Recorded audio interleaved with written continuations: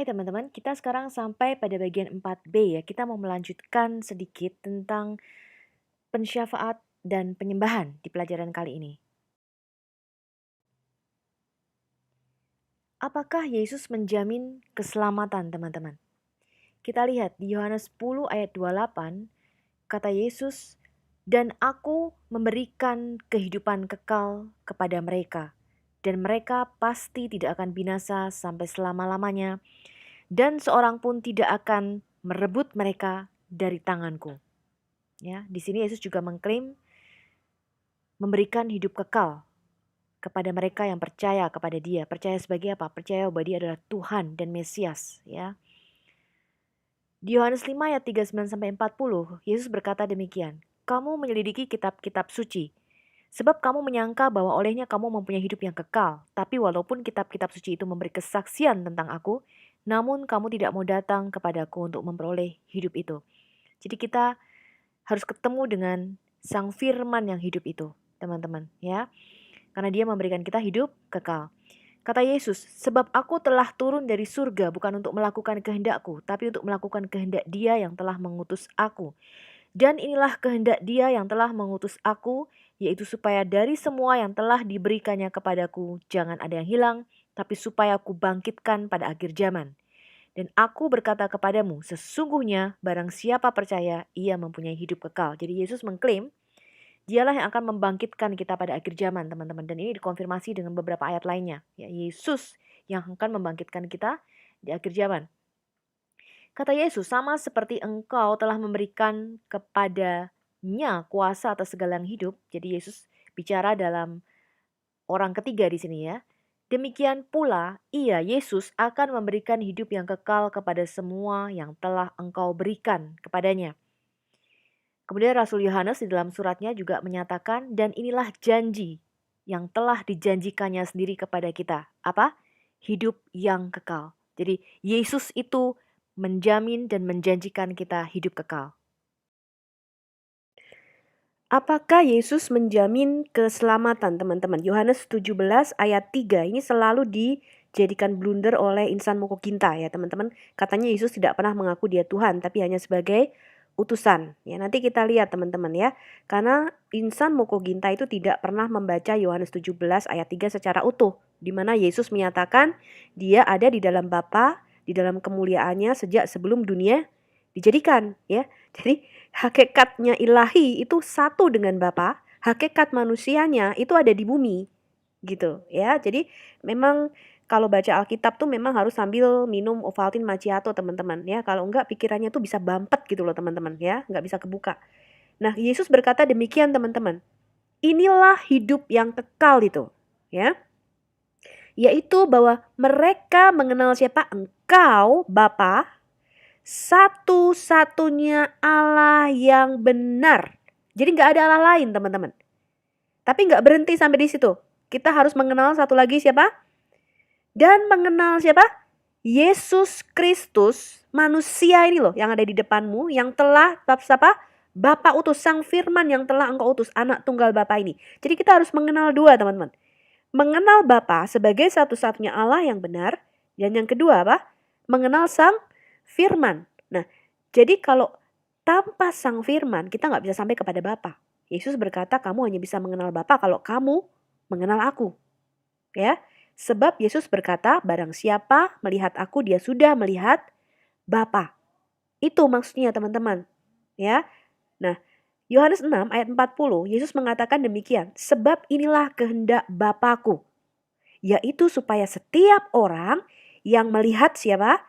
Melihat Sang Anak, Sang Firman, yaitu melihat Bapa dalam rupa manusia, dan yang percaya kepada Anak beroleh hidup yang kekal.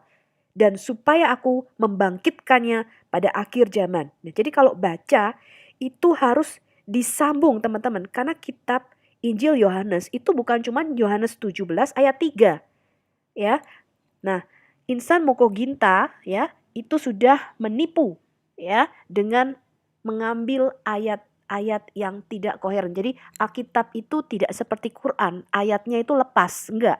Ya, kalau Quran itu antara ayat di atas dengan ayat di bawah itu bisa nggak connect, bisa nggak ada hubungan gitu loh. ya. Tapi kalau Alkitab enggak, teman-teman, itu koheren, itu berhubungan satu sama lain.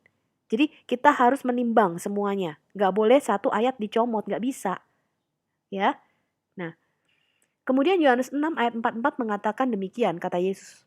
Kata Yesus ya, tidak seorang pun dapat datang kepadaku jikalau ia tidak ditarik oleh Bapa yang mengutus aku, dan ia akan kubangkitkan pada akhir zaman. Jadi yang akan membangkitkan kita itu Yesus, ya. Yesus di dalam ayat lain juga mengatakan bahwa orang-orang mati itu nanti akan mendengar suara anak Allah. Ya, siapa? Suara Dia, dan akan bangkit dari kubur, ya. Nah, Trinitas ini kompleks, teman-teman. Ketika nanti kita sampai pada materi pembelajaran mengenai Trinitas, itu agak dalam, ya. Dan saya mungkin tidak bisa menjelaskan secara utuh kepada teman-teman. Kita sangat bergantung kepada Roh Kudus karena Trinitas itu adalah bagian dari pewahyuan, ya. Anda harus percaya dulu, ya, karena bagian ini adalah bagian pewahyuan, baru Anda nanti bisa mengenal Dia dalam seluruh kebenarannya, ya. Tapi saya mencoba, teman-teman, ya, nanti kita ketika bicara Trinitas itu lebih dalam, teman-teman, ya. Harus sambil tadi, teman-teman, ya, minum Ovaltine macchiato supaya pikirannya itu kebuka, ya. Nah, tapi di tempat lain Yesus mengatakan demikian, teman-teman. Tidak seorang pun dapat sampai kepada Bapa kalau tidak melalui aku. Dan dikatakan juga tidak seorang pun dapat mengaku Yesus Tuhan kalau Roh Kudus tidak menarik dia. Nah, jadi di sini kamu nggak dapat datang sama Bapa kalau tidak melalui Yesus, tapi kamu tidak dapat datang kepada Yesus kalau Bapa tidak menarik kamu. Dan kamu juga tidak dapat mengakui Yesus sebagai Tuhan kalau Roh Kudus tidak ada di dalam kamu. Makanya orang Muslim tidak bisa mengatakan Bapa itu Bapanya, ya, Allah itu adalah Bapanya. Nggak bisa ngomong gitu. Kenapa? Karena Roh Kudus nggak ada di dalam dia. Jadi yang bisa membuat kita mengatakan bahwa ya Aba, ya Bapa, dan Yesus adalah Tuhan, yang bisa mengaku Yesus adalah Tuhan, satu tandanya, Roh Kudus harus ada di dalam dia. Kalau Roh Kudus tidak ada di dalam dia nggak bisa ngomong itu dari mulutnya. Nggak keluar itu dari mulutnya. Ya, teman-teman. Kemudian di Yohanes 6 ayat 54 dikatakan demikian. Barang siapa makan dagingku dan minum darahku, ia mempunyai hidup yang kekal dan aku akan membangkitkan dia pada akhir zaman. Jelas di sini Yesus adalah Tuhan, ya, karena nggak ada yang bisa membangkitkan pada akhir zaman. Tidak satu pun nabi bisa mengklaim dia akan membangkitkan kita di akhir zaman, ya. Nah, Yesus setelah dia mati, kemudian dia mau naik ke surga. Sebelum dia naik ke surga, ya, sebelum dia terangkat ke surga, dia mengatakan demikian kepada murid-muridnya nih. Kepadaku telah diberikan segala kuasa di surga, di dimensi roh, dan di bumi, di dimensi fisik. Ya, karena itu pergilah, jadikanlah semua bangsa muridku, dan baptislah mereka dalam apa?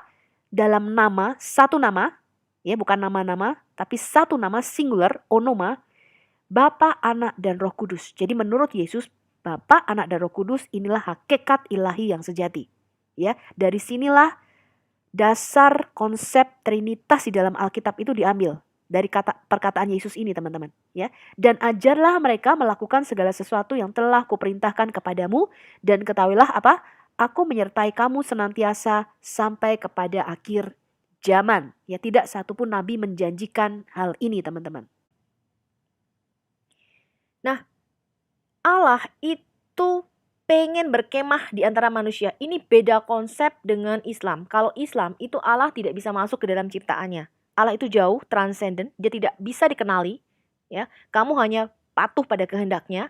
Dia bilang A, ya kamu harus lakukan A, ya. Kamu kalau lakukan A berarti kamu patuh sama dia. Kalau tidak lakukan B berarti kamu orang yang kafir gitu, ya. Kamu masuk neraka. Jadi tapi Allah tuh tidak mereveal himself. Dia tidak menyatakan dirinya sendiri di dalam Islam, ya. Bahkan di dalam Islam Allah itu digambarkan bukan pribadi, ya. Kalau di dalam Alkitab Allah dikatakan apa? Menyesal, dia punya perasaan, dia punya emosi, sedih, teman-teman. Kecewa kepada kita, dia sakit hati, ya. Dikatakan dia seperti seorang suami yang sakit hati dikhianati istrinya, ya. Itu lambang Israel yang menyembah berhala, itu dikatakan perzinahan rohani. Jadi kamu tuh pergi tidur dengan laki-laki lain, kata Tuhan, ya. Kamu menyembah berhala, artinya kamu mengkhianati aku, kata Tuhan, ya. Jadi Tuhan itu digambarkan personal, pribadi banget, ya. Dia punya perasaan, teman-teman. Dikatakan dia Allah yang cemburu, ya. Cemburunya bukan kayak cemburu kita, bukan, teman-teman. Nah, dari mana kita juga bisa mendapatkan sifat-sifat itu? Cinta, kasih sayang, kita bisa marah teman-teman ya. Karena kita ini diciptakan segambar dan serupa dengan Bapa. Kita dapat dari mana? Ya dari Sang Bapa. Kita ini diturunkan teman-teman. Ya, kayak anak saya yang ngikuti saya gitu loh. Ya, cetakan saya gitu. Mirip dengan saya. Kenapa? Anak saya gitu loh. Dapat dari mana sifat-sifatnya? Ya dari saya. Makanya ada orang yang mengatakan demikian teman. Kamu nih keras kepala kayak bapakmu. Ya kan? Dapat dari mana dia sifat itu? Dari bapaknya teman-teman. Demikian juga dengan kita. Jadi Allah itu seorang pribadi di dalam Alkitab. Ya, bukan zat, bukan sesuatu yang abstrak, bukan satu kekuatan gaib. Ya, dia bukannya sesuatu yang antah berantah kita tidak ketahui, tidak. Dia seorang pribadi, teman-teman. Dia mau berkemah dengan kita. Artinya apa? Dia mau berkomuni dengan kita. Mesra, seperti Adam dan Hawa berjalan-jalan di Taman Eden, kemudian bercakap-cakap dengan Allah secara mesra, ya. Di Yohanes 14 ayat 2, Yesus memastikan demikian teman-teman. Dia katakan demikian, di rumah Bapakku banyak tempat tinggal. Jika tidak demikian, tentu aku mengatakannya kepadaku. Sebab aku pergi ke situ untuk menyediakan tempat bagimu. Ya, jadi surga itu punyanya Bapak kita teman-teman. Jadi kalau ada orang muslim mengatakan, kok kalian tuh orang Kristen sombong banget gitu loh. Kayak udah dijamin aja masuk surga. Ya kita jawab memang iya gitu loh. Yesus itu menjamin kita masuk surga, ya. Karena surga itu rumahnya Bapak kita gitu loh, ya, rumahnya Bapak gue, ya. Kemudian Yesus mengatakan gini, aku pergi ke situ, aku menyediakan tempat bagi kamu. Aku akan datang kembali dan membawa kamu ke tempatku. Supaya di tempat di mana aku berada, kamu pun berada. Ya, ini yang Allah inginkan. Aku akan diam di tengah-tengah orang Israel dan aku akan menjadi Allah mereka. Ini hatinya Tuhan, teman-teman. Ini hatinya Tuhan, ya. Imamat 26, ini kitab Taurat semua nih, teman-teman ya. Tadi Keluaran, sekarang Imamat. Aku akan hadir di tengah-tengahmu dan aku akan menjadi Allahmu dan kamu akan menjadi apa? Umatku. Di 1 Raja-Raja 6 ayat 13 dikatakan demikian, yakni bahwa aku akan diam di tengah-tengah orang Israel dan tidak hendak meninggalkan umatku Israel. Imamat 26 ayat 11 sampai 12. Aku akan menempatkan apa? Kemah suciku di tengah-tengahmu dan hatiku tidak akan muak melihat kamu. Tapi aku akan hadir di tengah-tengahmu dan aku akan menjadi Allahmu dan kamu akan menjadi umatku. Ini berulang-ulang kali Tuhan katakan. Di kitab Yeremia dikatakan, maka kamu akan menjadi umatku dan aku akan menjadi Allahmu. Kembali diulangi, maka mereka akan menjadi umatku dan aku akan menjadi Allah mereka. Ini hatinya Tuhan teman-teman. Dia pengen bersekutu dengan kita.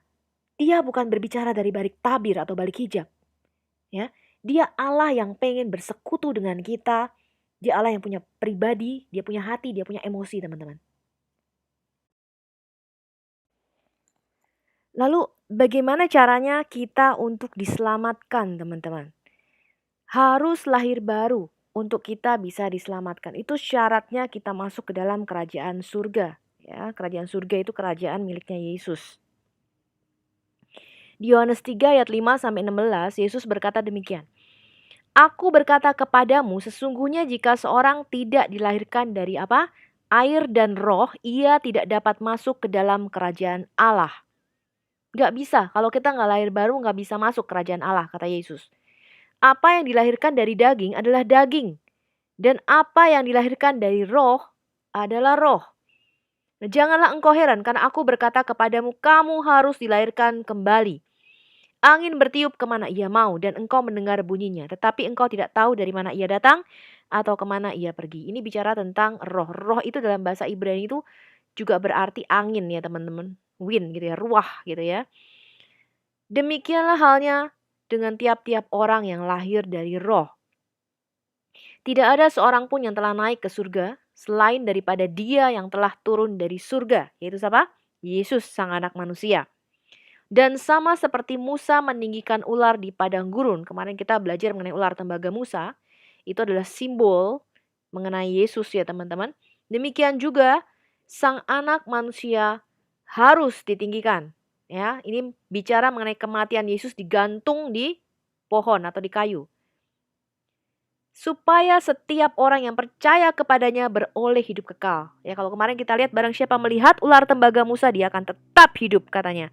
Nah, Yesus berkata, Kalau kamu melihat kepadaku, kamu percaya kepadaku, aku ini penggantimu, aku ini sang ular tembaga itu loh yang digantung di atas pohon. Kalau kamu believe kepadaku, kamu percaya kepadaku, maka kamu akan memperoleh hidup yang kekal, kata Yesus, ya. Karena apa? Begitu besar kasih Allah akan dunia ini, sehingga Ia telah mengaruniakan anaknya yang tunggal, supaya setiap orang yang percaya kepadanya tidak binasa, melainkan beroleh hidup yang kekal. Ini janji Tuhan ya teman-teman ya. 1 Petrus 1 ayat 23. Karena kamu telah dilahirkan kembali bukan dari benih yang fana, bukan dari benihnya Adam. Ya, benih ini kemarin kita belajar zarah ya dalam bahasa Ibrani, kemudian diterjemahkan menjadi apa? Spora untuk tanaman dan sperma ya teman-teman. Nah, dalam bahasa Yunaninya. Tapi kata Rasul Petrus apa? Tapi kamu dilahirkan kembali bukan dari benih yang fana, bukan dari spermanya Adam lagi, tapi dari sperma Allah, ya, atau benihnya Allah. Ya, dari benih yang tidak fana, yaitu apa? Firman Allah yang hidup dan yang kekal.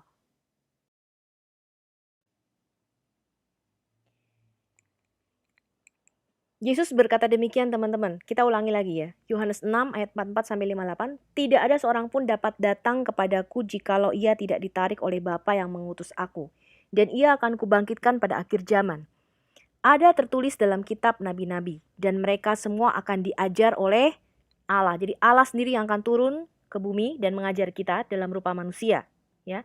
Dan setiap orang yang telah mendengar dan menerima pengajaran dari Bapa datang kepadaku. Hal ini tidak berarti bahwa ada orang yang telah melihat Bapa. Hanya Dia yang datang dari Allah, dialah yang telah melihat Bapa. Aku berkata kepadamu, sesungguhnya barang siapa percaya, ia mempunyai hidup yang kekal. Jadi kita harus percaya bahwa Yesus itu keluar dan datang dari Bapa. Akulah roti hidup. Nenek moyangmu telah makan mana. Mana itu roti bundar yang semacam embun pagi ya teman-teman, nanti putih seperti ketumbar gitu ya. Nanti kita lihat ketika kita belajar kitab Keluaran. Nenek moyangmu telah makan mana di padang gurun dan mereka telah mati. Inilah roti yang turun dari surga. Barang siapa makan daripadanya, ia tidak akan mati. Yesus berkata, akulah roti hidup yang telah turun dari surga. Jikalau seorang makan dari roti ini, ia akan hidup selama-lamanya. Dan roti yang kuberikan itu ialah dagingku yang akan kuberikan untuk hidup dunia. Ada nggak seorang nabi yang berkata, akulah roti hidup yang turun dari surga? Semua nabi nggak ada yang turun dari surga ya teman-teman ya. Maka kata Yesus kepada mereka, aku berkata kepadamu, sesungguhnya jikalau kamu tidak makan daging anak manusia dan minum darahnya, kamu tidak mempunyai hidup di dalam dirimu. Barang siapa makan dagingku dan minum darahku, ia mempunyai hidup yang kekal. Dan aku akan membangkitkan dia pada akhir zaman. Sebab dagingku adalah benar-benar makanan dan darahku adalah benar-benar minuman. Barang siapa makan dagingku dan minum darahku, ia tinggal di dalam aku dan aku di dalam dia. Sama seperti Bapa yang hidup mengutus aku dan aku hidup oleh Bapa, demikian juga barang siapa yang memakan aku akan hidup oleh aku. Inilah roti yang telah turun dari surga. Bukan roti seperti yang dimakan nenek moyangmu dan mereka telah mati. Barang siapa makan roti ini, ia akan hidup selama-lamanya. Jadi inilah kesaksian Yesus tentang dirinya sendiri, bahwa dia itu sang roti itu. Jadi di perjanjian lama tuh simbol ya teman-teman, mana yang turun dari surga itu simbol sang Mesias sendiri. Ya, bahwa dia itu nanti turun dari surga sebagai roti hidup. Ya, lechem itu ya teman-teman, roti itu ya teman-teman ya. Nah, kita melihat teman-teman nanti pada waktu kita membahas khusus, bukan di pensyafaat ini, bukan di bagian pensyafaat dan worship ini, tapi kita akan membahas bagian khusus mengenai the blood atonement atau penebusan oleh darah. Nanti kita akan bahas lebih dalam ya. Kata-kata ini kebanyakan oleh muslim dipikirkan sebagai kanibal dong gitu ya, orang Kristen makan dan minum darah ya, tapi bukannya teman-teman, kita harus cerdas menilai ya. Dan orang Kristen nggak ada yang minum sama makan darah betulan, bener teman-teman ya, karena kita simbol ya, kita minumnya anggur dan roti tidak beragi. Roti tidak beragi itu artinya tanpa dosa. Ragi itu melambangkan dosa. Jadi kita harus makannya roti tidak beragi. Tubuh Kristus itu tanpa dosa, maka disebut roti tidak beragi. Nanti ketika kita belajar perayaan Paskah itu ada simbol tubuh dan darah Yesus, nanti akan lebih jelas lagi ya. Kemudian kenapa anggur? Karena anggur itu punya akar kata yang sama dengan darah ya. Nanti kita juga akan belajar mengenai itu. Nah, teman-teman, kita melihat bahwa Muhammad ini dikatakan sebagai keturunan daripada Ismail ya. Kita telan saja dulu ya. Apakah ini bisa dibuktikan secara sejarah atau tidak? Nanti kita akan coba bicara mengenai sirat Rasulullah dari Ibn Hisham. Ibn Hisham ini mengedit sirat Rasulullah Ibn Ishaq ya, yang ditulis sekitar 200 tahun setelah Muhammad meninggal ya. Kita nggak bahas mengenai apakah dia benar dari keturunan Ismail atau tidak. Kita anggap aja benar ya. Lalu apa kata Alkitab ini mengenai Ismail? Di surat At-Taubah 123 dikatakan demikian, wahai orang-orang beriman, perangilah orang-orang kafir yang di sekitar kamu dan hendaklah mereka merasakan kekerasan yang diterjemahkan sebagai sikap tegas daripadamu. Dan ketahuilah bahwa Allah beserta dengan orang yang bertakwa. Teman-teman, ketika ini menjadi satu doktrin, kita harus sangat berhati-hati ya. Bayi itu ketika dilahirkan, tidak ada yang membenci orang lain berdasarkan suku, agama, ataupun warna kulit. Gak ada. Bayi itu lahir bersih. Dia tidak bisa mengatakan bahwa kamu kan beda kulit. Kamu kulitnya hitam, aku gak suka sama kamu. Ya kan? Atau kamu nih kulit putih, ini pasti nih orang kafir gitu ya. Atau kamu nih kulitnya kuning. Gak ada teman-teman. Bayi itu gak seperti itu. Kita semua dilahirkan itu tidak punya preasumsi atau prasangka yang buruk mengenai orang lain. Ya kan? Mengapa? Bayi ini didoktrin dari apa? Dari keluarganya teman-teman. Dari lingkungannya, masyarakat, kemudian dari negara. Nah, kebayang nggak kalau setiap hari yang kamu lihat di TV, yang dicekokkan di TV kamu, itu indoktrinasi teman-teman. Untuk apa? Kebencian terhadap etnis tertentu, agama tertentu. Ini akan sangat-sangat merusak. Satu kisah nyata teman-teman. Ya, saya ceritakan ini kisah nyata. Dia orang Palestina. Tiap hari dari kecil, ya, dia itu dibawa ke bukit oleh ayahnya. Tiap hari ini teman-teman, dari kecil. Dan ayahnya mengatakan demikian, itu kamu lihat orang-orang Yahudi. Itu musuh kamu, itu orang-orang kafir. Dan tujuan hidup kamu adalah untuk membunuh mereka. Itu yang berkenan kepada Tuhan. Nah, kebayang dari kecil dia didoktrin seperti itu. Dia menganggap itu sebagai satu nilai kebenaran di dalam hidupnya. Hati-hati teman-teman dengan apapun yang kita masukkan, kita doktrinkan di bawah anak berusia 12 tahun. Ya, di bawah usia 12 tahun, apapun yang dimasukkan ke dalam otaknya, itu akan berpengaruh sama dia seumur hidup dia. Ya, kalau kamu doktrin dari kecil, kamu nih bodoh, males, itu kebawa terus teman-teman. Ya, saya punya teman seperti itu. Dari kecil itu dikatakan bodoh teman-teman. Ya, ketika kuliah saya berkata kepada dia, enggak, kamu nih pintar. Kamu nih pintar. Ya, kamu gak bodoh, kamu gak cacat. Ya, orang tuanya mengatakan kamu nih cacat katanya. Ya, Down syndrome katanya. Terus saya katakan enggak, kamu pintar. Ya, kemudian dia kuliah, nilai IPK-nya tuh 3,8 teman-teman. Sampai orang tuanya datang berterima kasih sama saya. Ya, dia mengatakan, kamu apain anak saya katanya. Kok bisa jadi pintar begini ya, dari kecil bodoh katanya. Nah, hati-hati teman-teman dengan apa yang kita katakan terus-menerus. Ya, saya katakan kamu harus dipulihkan gambar dirinya. Kamu gak bodoh, kamu tuh pintar. IPK-nya 3,8 teman-teman. Sampai mamanya heran. Lalu dari kecil bodoh katanya. Kok kuliah bisa pintar begini katanya. Ya, jadi hati-hati dengan apa yang kita doktrinkan kepada anak kita dari kecil. Apa sih teman-teman kata Alkitab tentang Ismail ini? Ya, saudara kita Ismail ini harus kita kasih teman-teman. Kita harus mengasihi mereka. Ya, di Kejadian 16 ayat 11, selanjutnya kata malaikat Tuhan itu kepadanya, kepada Hagar. Ya, ini malak Yahweh ini adalah penampakan sang firman di dalam perjanjian lama. Engkau akan mengandung dan akan melahirkan seorang anak laki-laki dan engkau akan menamainya Ismail, yang artinya apa? El mendengar. Ya, Tuhan atau Allah akan mendengar. Ya, sebab Tuhan telah mendengar tentang penindasan atasmu itu. Jadi Hagar itu ditindas sama Sarah. Ya, Ismail ini seorang laki-laki yang lakunya seperti keledai liar. Demikianlah nanti anak itu. Tangannya akan melawan tiap-tiap orang dan tangan tiap-tiap orang akan melawan dia. Dan di tempat kediamannya ia akan menentang semua saudaranya. Di dalam Mazmur 120 ayat 5-7 dikatakan demikian. Celakalah aku, karena aku harus tinggal sebagai orang asing di Mesek. Karena harus diam di antara apa? Kemah-kemah Kedar. Kedar ini keturunan Ismail. Ya, anaknya Ismail tuh Kedar dan Nebayot. Cukup lama aku tinggal bersama-sama dengan orang-orang apa yang membenci perdamaian. Aku ini suka perdamaian. Tapi apabila aku berbicara maka mereka menghendaki perang. Nah, Ismail ini anak yang tertolak, teman-teman. Ya, kebayang nggak teman-teman? Dia tuh anaknya Abraham loh. Abraham itu raja pada waktu itu. Orang yang terkenal, kaya. Tapi dia anak dari seorang budak. Diusir sama Abraham, sama bapaknya. Dia ditolak, teman-teman. Kebayang nggak perasaan seorang anak yang ditolak sama bapaknya sendiri? Ya, makanya dikatakan Ismail ini menganiaya Ishak pada waktu Ishak masih baby. Itu kan terpaut usia 13 tahun. Ya, Ismail umur 13 tahun, kemudian Sarah mengandung. Ya, kira-kira umur 14 tahun Ishak ini lahir. Jadi terpautnya cukup gede ya teman-teman. Jadi baby masih kecil tuh bisa dianiaya. Ya, dia dibully nih si Ishak kecil nih sama si Ismail. Makanya Sarah bilang, "Loh, kok anakku kamu bully? Enak aja," katanya. Ya kan? Usir anak budak itu, kata Sarah. Ya.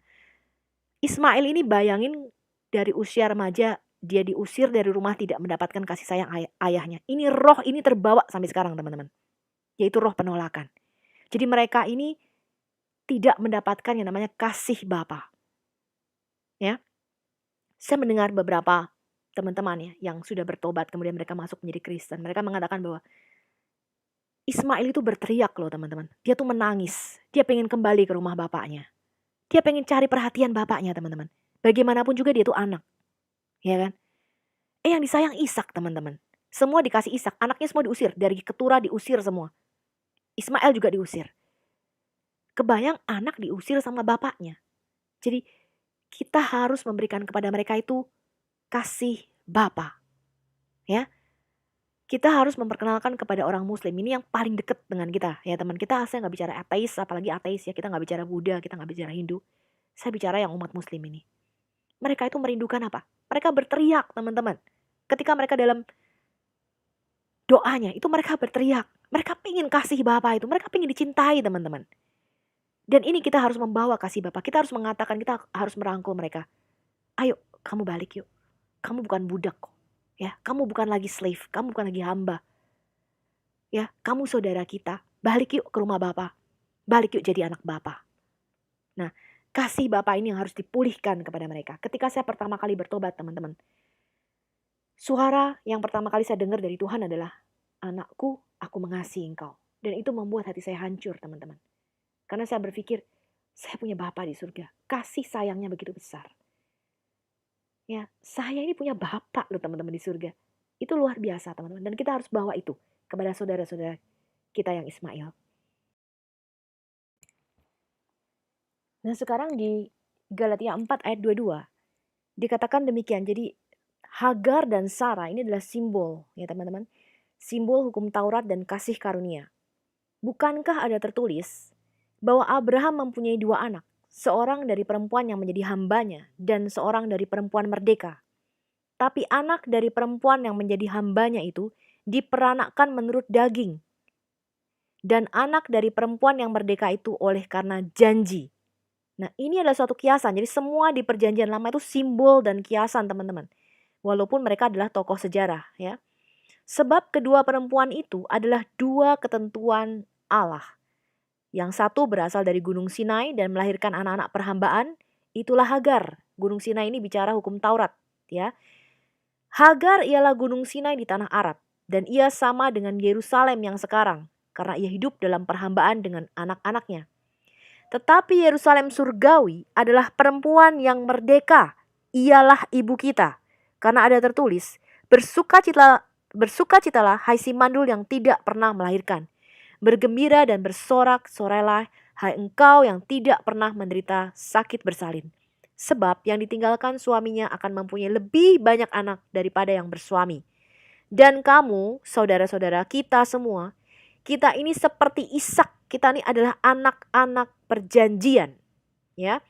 Tapi seperti dahulu, dia yang diperanakkan menurut daging, Ismail, itu menganiaya, membuli ya. Yang diperanakkan menurut roh, demikian juga sekarang. Jadi kita gak heran ya teman-teman. Karena itu roh itu terbawa sampai sekarang. Tapi apa kata nas kitab suci? Usirlah hamba perempuan itu beserta anaknya. sebab anak hamba perempuan itu tidak akan menjadi ahli waris bersama-sama dengan anak perempuan merdeka itu. Ya, karena itu saudara-saudara, kita bukanlah anak-anak hamba perempuan, melainkan anak-anak apa? Perempuan merdeka. Ya, jadi ini adalah simbol ya teman-teman, anak-anak perjanjian.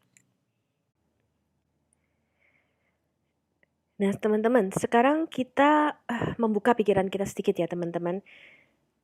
Apakah kita ini menyembah Tuhan Abraham, Ishak, dan Yakub yang sama? Kalau sama, kenapa bisa bertentangan sehingga Quran dan Alkitab itu tidak bisa dijadikan satu buku? Ya, Perjanjian Baru itu bisa dijadikan satu buku dengan Perjanjian Lama dengan kitabnya Yahudi karena merupakan satu pesan yang koheren, jadi berkesinambungan, cocok, tidak menentang Perjanjian Lama, tapi justru memberikan makna pada simbol-simbol, nubuatan-nubuatan ataupun kiasan-kiasan di dalam kitab Perjanjian Lama. Jadi kalau baca itu urut dan nyambung. Tapi begitu Quran ini masuk, Quran ini bisa bertolak belakang dengan yang ada di Taurat, dengan yang ada di Injil, dengan yang ada di Mazmur. Jadi nggak koheren, nggak nyambung, nggak cocok.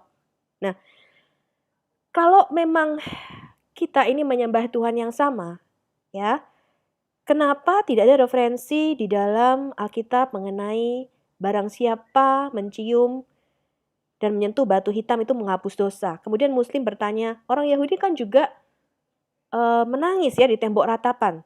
Mereka menangis itu teman-teman karena mereka merindukan bait Allah. Jadi di dalam kitab Taurat kita harus mempunyai pemikiran Yahudi ya. Mereka itu tidak bisa sembarangan mempersembahkan korban. Harus di tempat yang Tuhan tunjuk. Nah tempat yang Tuhan tunjuk itu adalah di bait suci Yerusalem yang sekarang ini runtuh. Jadi mereka menangis di sana. Tapi tidak ada di dalam Alkitab mengatakan barang siapa mengelus dan menyentuh tembok ratapan dosanya dihapuskan. Itu nggak ada. Ya, begitu juga dengan ketika orang Kristen meritualkan atau mensakralkan ya replika-replika tertentu atau patung-patung tertentu. Saya juga tidak setuju dengan itu, teman-teman, ya. Tapi juga bukan berarti terus kita harus apa? Bersifat anarkis. Kita bakar aja tuh gerejanya. Ya enggak gitu ya, teman-teman, kalau memang merasakan gereja ini tidak sesuai dengan apa yang Alkitab katakan ya keluar dari gereja itu gitu ya. Nah, ini sangat berbeda teman-teman. Jadi Alkitab itu tidak pernah menyatakan barang siapa mengelus ya dan mencium tembok ratapan menghapus dosa, nggak ada. Nah kemudian kata Mekah ini juga hanya ditemukan sekali di dalam Quran. Ya, yang ada adalah kata baka. Kata Mekah ini tidak ada di dalam Alkitab sama sekali teman-teman. Ya, 667 kali itu Yerusalem disebutkan kira-kira ya di dalam Alkitab. Nah, kata Mekah ini tidak masuk di dalam peta sejarah sampai abad ke-8 ya. Jadi saya mau kita ini jangan di brainwash teman-teman. Ya. Yang membangun adalah Abraham dan Ismail dan sebagainya. Benar nggak sih? Gitu loh. Jangan ditelan mentah-mentah. Karena ternyata tidak ada loh bukti-bukti sejarah yang mendukung hal itu. Ya. Jadi kita harus cerdas di dalam kita ini beriman ya dan menyikapi iman kita.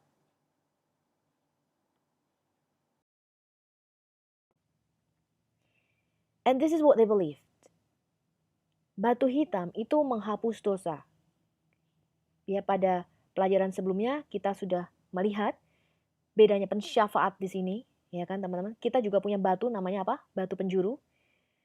Diceritakan Az-Zubair bin Arabi, seorang lelaki bertanya kepada Ibnu Umar tentang sentuhan batu hitam. Ibnu Umar berkata, aku melihat utusan Allah menyentuh dan menciumnya. Si penanya berkata, tetapi jika ada kerumunan atau banyak orang terburu-buru di sekitar Ka'bah dan orang-orang mengalahkan saya, apa yang harus saya lakukan? Dia menjawab dengan marah, tetap di Yaman, katanya. Ya, saya melihat utusan Allah menyentuh dan menciumnya. Ini adalah Sahih Al-Bukhari 1611, ya, buku 25 hadis 97. Atau English referensinya di volume 2, buku 26 hadis 680.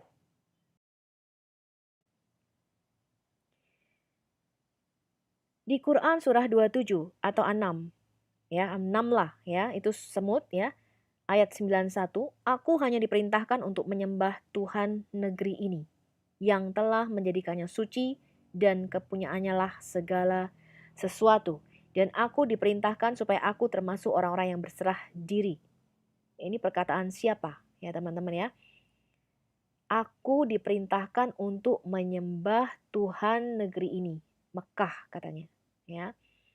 Kemudian Quran surat 106 Quraisy ayat 3, maka hendaklah mereka menyembah Tuhan pemilik rumah ini, Ka'bah. Nah, ini tentu saja merupakan konsep yang berbeda. Saya mau teman-teman melihat ini perbedaannya ya. Anda bebas memilih, teman-teman. Anda bebas untuk percaya. Ini adalah hadits Sahih Ibnu Kusaimah jilid 3 ya. Hadits Sahih Ibnu Kusaimah jilid 3 nomor hadits 1885. Ini oleh Muhammad Mustafa Al-Azami, penerbit buku Pustaka Azam halaman 435-436. Muhammad bin Rafi menceritakan sebuah hadis kepada kami. Said bin Hubab menceritakan kepada kami. Amir bin Hamzah Al-Kishi menceritakan kepada kami. Khalaf Abu Rabi, Imam Masjid Ibnu Abu Arubah menceritakan kepada kami. Anas bin Malik menceritakan kepada kami dan berkatalah Rasulullah Shallallahu Alaihi Wasallam. Jadi ini rantai periwayatnya ya, bersabda, sesungguhnya ia akan menyambut kalian semua dan kalian pun akan menyambutnya. Beliau mengucapkan berulang-ulang sebanyak 3 kali. Kemudian Umar bin Khattab pun bertanya, wahai Rasulullah, apakah wahyu telah turun? Rasulullah menjawab, bukan. Lalu Umar bin Khattab bertanya lagi, apakah musuh telah datang? Rasulullah pun menjawab, bukan. Akhirnya dengan penuh rasa ingin tahu, Umar bin Khattab pun bertanya lagi, kalau begitu berita apa wahai Rasulullah? Kemudian Rasulullah bersabda, sesungguhnya Allah akan mengampuni setiap orang muslim pada malam bulan pertama bulan Ramadan. Sambil tangannya menunjuk ke Ka'bah. Lalu seorang laki-laki menganggukkan kepalanya sambil berkata, hebat, hebat. Ya. Selanjutnya Rasulullah bertanya kepadanya, hai fulan, apakah hatimu sedang susah? Laki-laki tersebut menjawab, tidak, akan tetapi aku ingat kepada orang munafik. Lalu Rasulullah bertanya, sesungguhnya orang-orang munafik itu adalah orang-orang kafir, sedangkan orang kafir tidak mendapatkan kebaikan sedikit pun dari bulan Ramadan. Ya. Ini hadis Sahih Ibnu Kusaimah jilid 4. Ya, Muhammad berseru kepada batu hitam sewaktu ia sedang berada di antara rukun Yamani dan rukun Hajar Aswad. Dengan berkata, ya Allah, berilah kami kebaikan di dunia dan di akhirat, dan peliharalah kami dari siksa neraka. Nah, doa ini juga doa yang sampai sekarang Muslim mengatakan ya ketika mereka berada di rukun Yamani dan rukun Hajar Aswad ya. Hadits Sahih Ibnu Kusaimah jilid 4 nomor hadits 2821 halaman 531-532. Di halaman 531-532 di dalam kolom komentar 4, Muhammad sambil berkendara di atas kendaraannya, Muhammad menunjuk dengan tongkatnya ke arah batu hitam sambil berseru takbir. Allahku yang paling besar. Ya, karena barang siapa mengunjungi batu hitam atau berhaji adalah salah satu tamunya Allah. Hadits Ibnu Kusaimah jilid 4 nomor 2511 halaman 322. Nah, kita baca lagi teman-teman, ini Umar ya. Umar menyatakan demikian, ini salah satu khalifah ya yang akhirnya menjadi khalifah. Aku tidak melarang untuk menyentuh sudut Yemeni dan mencium batu karena saya melihat utusan Allah menyentuh mereka berdua, ya, batu Yemeni dan batu Hajar Aswad dalam keadaan sulit dan dalam keadaan longgar. Ini Sahih Muslim 1268, buku 15 hadits 270. Inggris referensinya buku 7 hadits 2909. Diceritakan Said bin Aslam dari ayahnya yang mengatakan Umar bin Al-Khattab mengatakan tentang rukun Hajar Aswad. Demi Allah, aku tahu bahwa kamu adalah sebuah batu dan tidak dapat memberi manfaat maupun membahayakan. Seandainya aku tidak melihat Nabi menyentuh dan mencium kamu, saya tidak akan pernah menyentuh dan mencium kamu. Lalu dia menciumnya dan berkata, tidak ada alasan bagi kami untuk melakukan ramal dalam tawaf, kecuali bahwa kami ingin pamer di hadapan orang-orang kafir. Ramal itu artinya jalan cepat ya, jalan cepat ngitarin Ka'bah ya. Dan sekarang Allah telah menghancurkan mereka. Umar menambahkan, namun demikian Nabi melakukan itu dan kami tidak ingin meninggalkannya. Ya. Ini adalah Sahih Al-Bukhari 1605 buku 25 hadits 91, English referensinya volume 2 buku 26 hadits 675.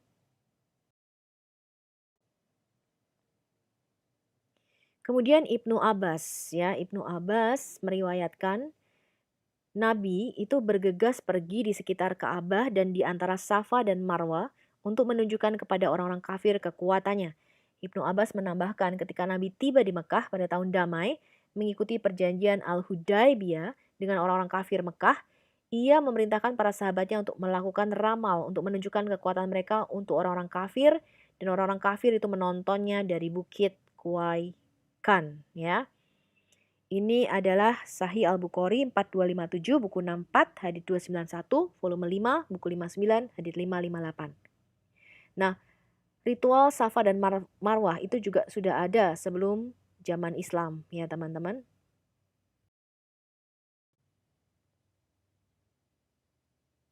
Diriwayatkan dari Abdullah bin Ubaid bin Umair bahwa seorang pria berkata, "Wahai Abu Abdurrahman, mengapa aku hanya melihatmu menyentuh kedua sudut ini?"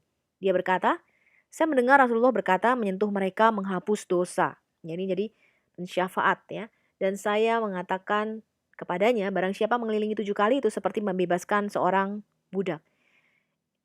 Hadis ini levelnya hasan ya atau baik ya. Referensinya Sunan An-Nasai 2919, buku 24 ya, hadis 0. Di English translationnya volume 3, buku 24, hadis 2922. Diceritakan Abu Raja Al-Utaridi, kami biasa menyembah batu, dan ketika kami menemukan batu yang lebih baik daripada yang pertama, kami akan membuang yang pertama dan mengambil yang terakhir. Tapi jika kami tidak bisa mendapatkan batu, maka kami akan mengumpulkan segumpal tanah, ya, dan kemudian membawa seekor domba dan susu yang domba membuat gumpalan dengannya dan melakukan tawaf di sekitarnya. Ketika bulan Rajab datang, ya, kami menghentikan aksi militer, menyebut bulan ini bulan membuang besi karena kami biasa melepas dan membuang bagian-bagian besi dari setiap tombak dan panah di bulan Rajab, ya. Kemudian Abu Raja menambahkan ketika Nabi mengirim pesan, saya adalah seorang anak lelaki yang bekerja sebagai gembala unta keluarga saya. Ketika kami mendengar berita tentang Nabi mau datang gitu ya, kami berlari ke api, dengan kata lain Musailimah Al-Kadab, ya. Sahih Al-Bukhari 4376, 4377, buku 64, hadis 401, English referensi, volume 5, buku 59, hadis 661. Adalah sunnah ya untuk melakukan tawaf sebagai berikut: menghadapi batu hitam di awal tawaf sambil mengucapkan takbir dan tahlil, dan mengangkat tangan mereka di dalam doa, ya. Dan jika mungkin menyentuhnya dengan kedua tangan dan menciumnya diam-diam atau menempatkan pipi di atas Hajar Aswad. Kalau tidak, seseorang dapat menyentuhnya dengan tangan dan mencium tangan atau menyentuhnya dengan sesuatu lalu menciumnya, atau jika itu bahkan tidak mungkin, ia dapat menunjuknya dengan tongkat. Seperti yang disebutkan dalam beberapa dari hadis yang diberikan di bawah ini, Ibnu Umar berkata, utusan Allah menghadap batu hitam, menyentuhnya, lalu meletakkan bibirnya di atasnya dan menangis untuk waktu yang lama. Umar juga menangis lama sekali. Nabi berkata, "Oh Umar, ini adalah tempat di mana seorang harus menitikkan air mata." Ini dilaporkan oleh Al-Hakim yang menganggapnya sebagai hadis yang sahih dengan rantai otoritas yang kuat. Di dalam beberapa hadis juga teman-teman kita melihat bahwa Hajar Aswad atau batu hitam ini disebut sebagai tangan kanan Allah di bumi, ya. Kita menemukan bagaimanapun ini adalah alasan yang masuk akal, ya. Dengan kata lain, siapapun yang menyentuh batu hitam, ia berjanji setia kepada Allah, seolah-olah dengan memberikan tangannya ke tangan Allah. Seperti halnya beberapa pengikut mengikrarkan kesetiaan mereka kepada raja dan raja mereka dengan mencium dan berjabatan tangan dengan mereka. Tapi ada juga yang tidak setuju ya teman-teman. Al-Muhallib berkata, hadis Umar membantah pernyataan orang-orang yang mengatakan bahwa batu hitam adalah tangan kanan Allah di bumi, yang dengannya dia berjabat tangan dengan hamba-hambanya. Allah melarang kita untuk menganggap semua organ fisik berasal dari Allah. Perintah untuk mencium batu hitam dimasukkan untuk menguji dan menunjukkan dengan gamblang siapa yang menaati dan tunduk.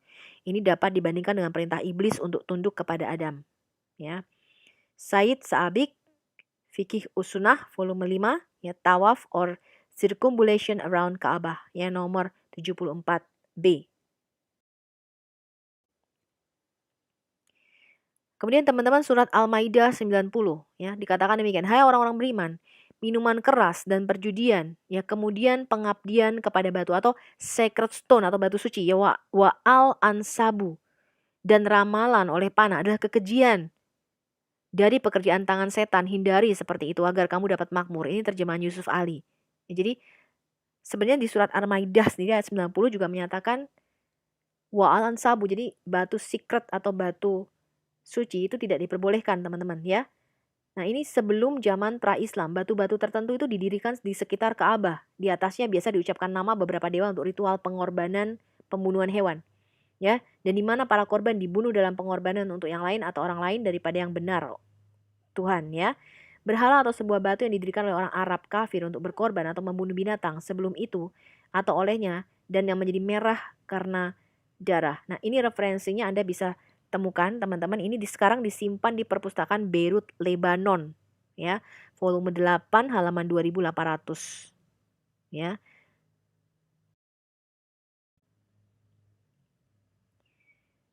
Nah, dalam hadis juga dikatakan bahwa Hajar Aswad, batu hitam ini pada waktu hari penghakiman itu akan menjadi hidup, teman-teman.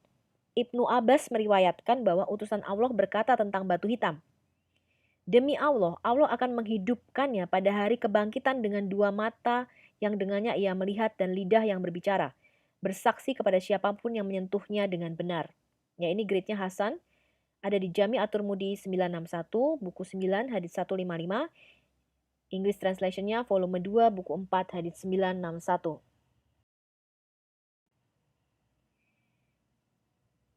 Ya, kemudian diriwayatkan bahwa Sa'id bin Jubair berkata, saya mendengar Ibnu Abbas berkata, utusan Allah berkata, batu ini akan dibawa pada hari kiamat dan akan diberikan dua mata untuk melihat dan lidah untuk bicara. Dan lidah akan memberikan kesaksian bagi mereka yang menyentuhnya dengan tulus. Ya, jadi dikuatkan lagi oleh Sa'id bin Jubair ya bahwa Ibnu Abbas memang berkata demikian. Ya, nah ini adalah Sunan Ibnu Majah bab ritual haji, levelnya Hasan. Ya, volume 4, buku 25, hadis 2944. Referensi Arabiknya buku 25, hadis 3057. Nah, kemudian ini juga hadis yang digolongkan soheh ya oleh Al-Albani di Sahih At-Tirmidzi ya. Para komentator Al-Musnad mengatakan isnadnya adalah kawi atau kuat. Ini diriwayatkan oleh At-Tirmidzi yang menggolongkannya sebagai Hasan dari Ubaid ibn Umair ya bahwa Ibnu Umar itu biasa mendorong jalannya melalui kerumunan untuk mencapai dua sudut Ka'bah, yaitu sudut Yemeni dan sudut Batu Hitam, dengan cara yang tidak pernah kulihat dari sahabat Nabi lainnya. Saya berkata, "Oh Abu Abdur Ar-Rahman, mengapa Anda mendorong jalan Anda melalui kerumunan untuk mencapai dua sudut, ya, dua rukuh ya, Batu Hitam dan sudut Yemeni, dengan cara yang saya tidak pernah lihat dari salah satu sahabat Nabi lainnya." Dia berkata, alasan saya melakukan itu adalah karena saya mendengar Rasulullah mengatakan menyentuh mereka adalah apa? Penebusan dosa. Ya, jadi dosanya dihapus.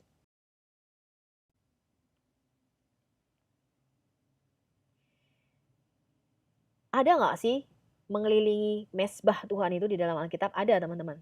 Ya, Mazmur 26 ayat 6 sampai 8, Mazmur Daud mengatakan demikian, "Aku membasuh tanganku tanda tak bersalah, lalu berjalan mengelilingi mesbahmu ya Yahweh, sambil memperdengarkan nyanyian syukur yang nyaring dan menceritakan segala perbuatanmu yang ajaib. Ya Tuhan, aku cinta pada rumah kediamanmu dan pada tempat kemuliaanmu bersemayam." Ya, jadi pada waktu kemah Daud, ini beda dengan kemah Musa. Kalau nanti kita belajar ada kemah Musa, kemudian kemah Daud, kemudian ada bait Salomo. Ya, itu ada 3, teman-teman. Kemah Daud ini nggak ada ruang suci, ruang maha suci, atau pelatarannya. Beda dengan kemah Musa dan bait Salomo. Ya, jadi ini benar-benar hanya tabut perjanjian, kalau teman-teman tahu ya. Kemudian dikelilingi oleh penyanyi, teman-teman. Jadi cuma dikasih satu tenda kecil gitu. Kemudian Daud itu mengatur orang-orang Lewi, Bani Lewi, itu untuk 24 jam mengelilingi tabut mesbah Tuhan ini atau tabut perjanjian ini. Kemudian dilakukan puji-pujian, jadi tidak pernah berhenti 24 jam ya. Jadi Daud menyatakan apa? Kecintaannya pada hadirat Tuhan yang diwakili oleh tabut perjanjian. Nah, pada zaman Daud, ini dia mengatur penyanyi dan pemusik dari Bani Lewi itu 24 jam tanpa henti. Sampai Salomo mendirikan bait suci. Ya, jadi selama tabut perjanjian ini ada di kemah yang sederhana, yaitu pujian itu nggak berhenti, teman-teman. Ya, 24 jam. 1 jam sekali tugasnya. Ini referensinya di 1 Tawarik 6 ayat 31 sampai 51. Inilah orang-orang yang ditugaskan oleh Daud memimpin nyanyian ya di rumah Tuhan sejak tabut itu mendapat tempat perhentian di hadapan kemah suci yakni kemah pertemuan. Mereka melayani sebagai penyanyi sampai Salomo mendirikan rumah Tuhan di Yerusalem. Mereka melakukan tugas jabatannya sesuai dengan peraturannya. Kemudian di 1 Tawarik 23 ayat 4 sampai 5, dari orang-orang ini 24.000 orang harus mengawasi pekerjaan di rumah Tuhan. 6.000 orang harus menjadi pengatur dan hakim. 4.000 orang menjadi penunggu pintu gerbang. Dan apa? 4.000 orang menjadi pemuji Tuhan dengan alat-alat musik yang telah kubuat untuk melakukan puji-pujian, kata Daud. Ya.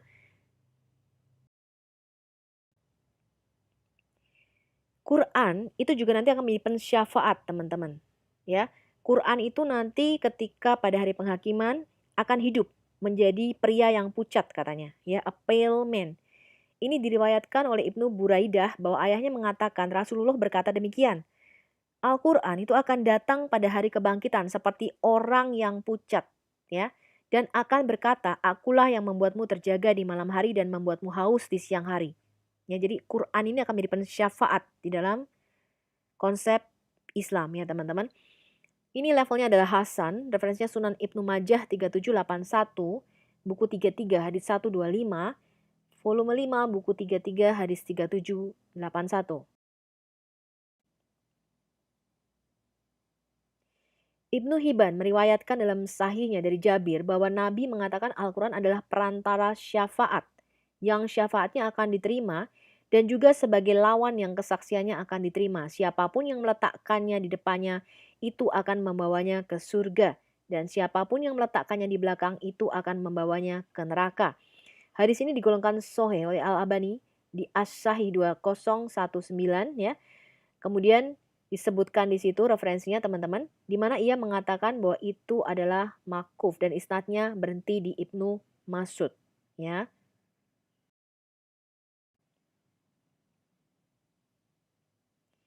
Tetapi Al-Bukhari, semoga Allah merahmatinya, mengatakan dalam bukunya, ya, Khalaq Afal Al-Ibad, ya, 474, ya, Abdullah Ibnu Amr diriwayatkan dari Nabi, ya, berkah dan damai Allah besertanya.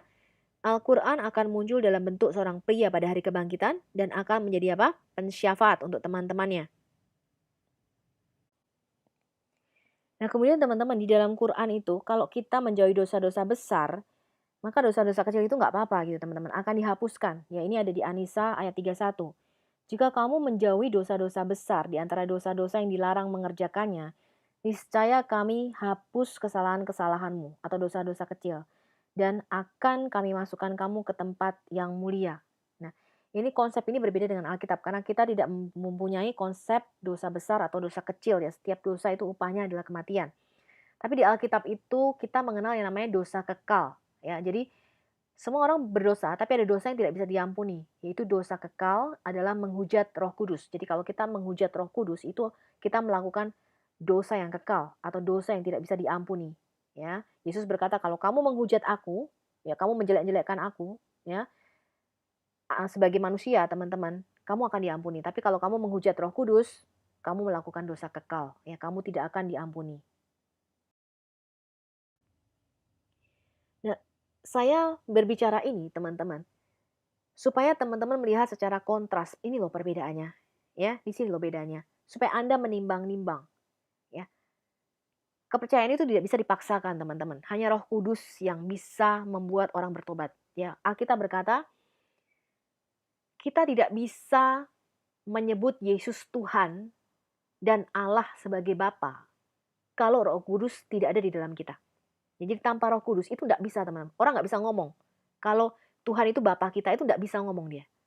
Ya, kalau Yesus itu Tuhan, itu dia nggak akan bisa ngucapin itu. Kalau Roh Kudus tidak ada di dalam dia. Jadi pertobatan itu adalah karya Roh Kudus. Ya, nah kita sekarang mau lihat konsep Alkitab. Siapa sih mediator atau pengantara kita? Di 1 Timotius 2 ayat 5, Rasul Paulus menulis demikian. Pertama-tama aku menasihatkan, naikkanlah permohonan, doa syafaat, dan ucapan syukur untuk semua orang, untuk raja-raja dan untuk semua pembesar, agar kita dapat hidup tenang dan tentram dalam segala kesalahan dan kehormatan. Itulah yang baik yang berkenan kepada Allah, ya, juru selamat kita yang menghendaki supaya semua orang diselamatkan dan memperoleh pengetahuan akan kebenaran. Karena Allah itu Esa, dan Esa pula dia yang menjadi mediator atau pengantara antara Allah dan manusia, yaitu siapa? Manusia Kristus Yesus yang telah menyerahkan dirinya sebagai tebusan bagi semua manusia. Itu adalah kesaksian pada waktu yang ditentukan. Untuk kesaksian itulah aku ditetapkan sebagai pemberita dan rasul. Yang kukatakan ini benar. Aku tidak berdusta dan sebagai pengajar orang-orang bukan Yahudi dalam iman dan kebenaran, ya.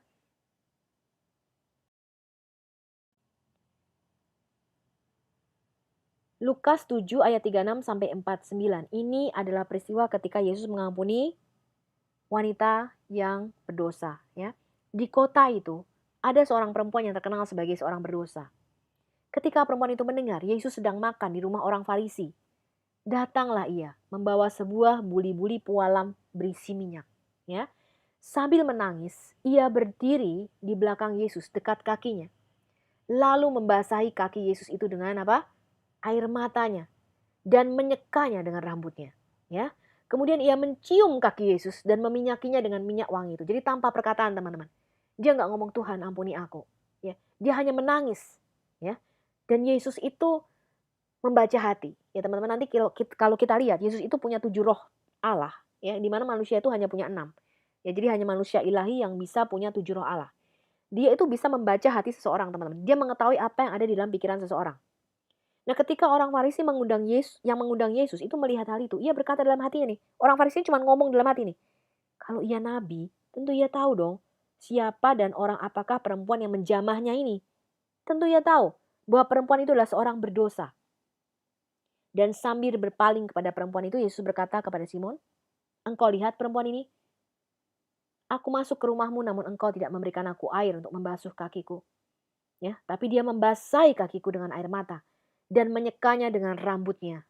Engkau tidak mencium aku, tapi sejak aku masuk dia dah henti-hentinya mencium kakiku. Engkau tidak meminyaki kepalaku dengan minyak, tapi dia meminyaki kakiku dengan minyak wangi.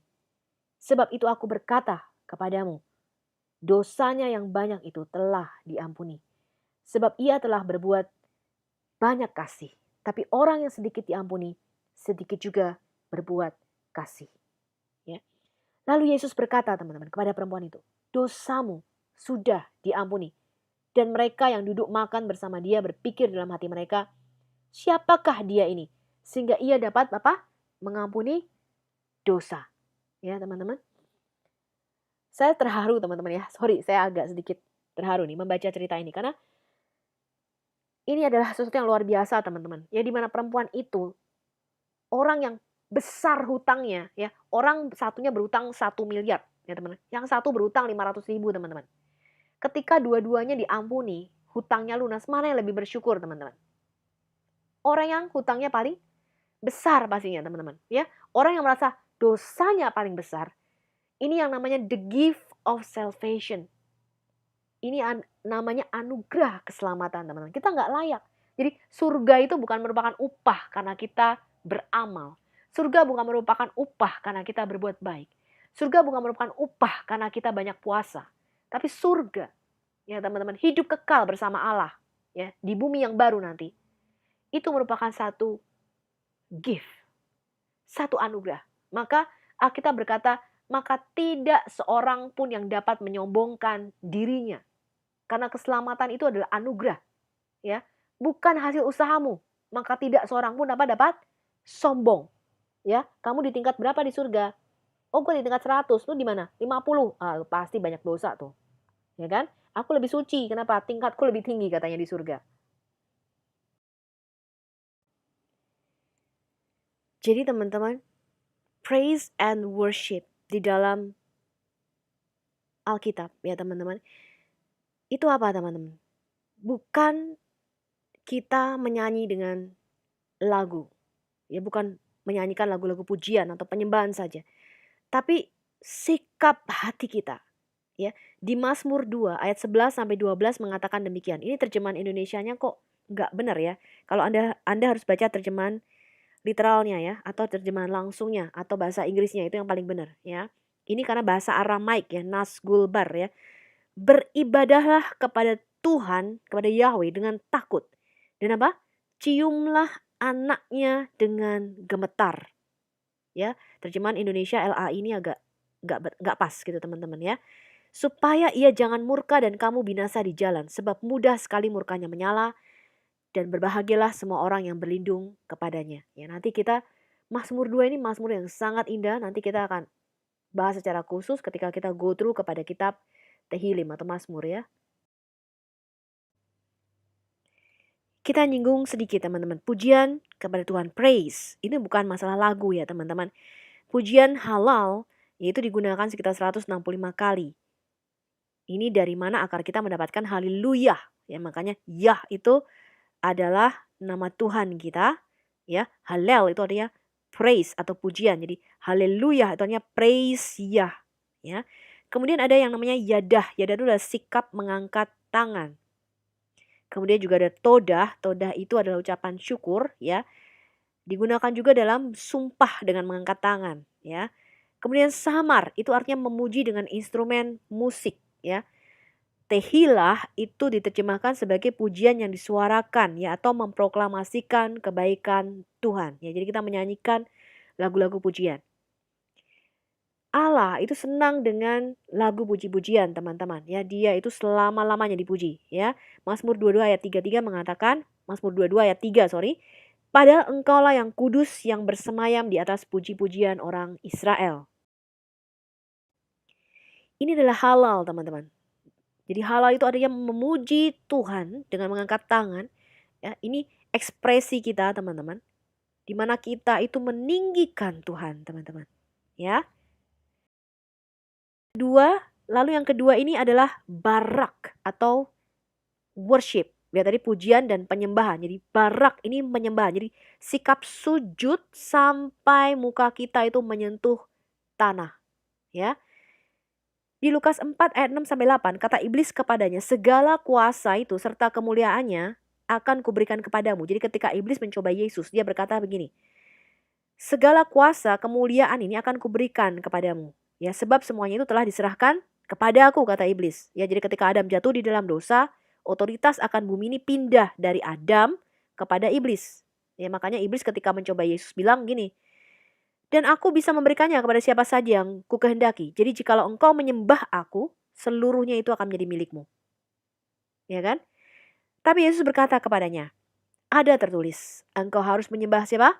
Tuhan Allahmu, dan hanya kepada Dia sajalah engkau berbakti. Jadi yang di Alkitab yang menuntut untuk disembah sujud itu adalah iblis, teman-teman.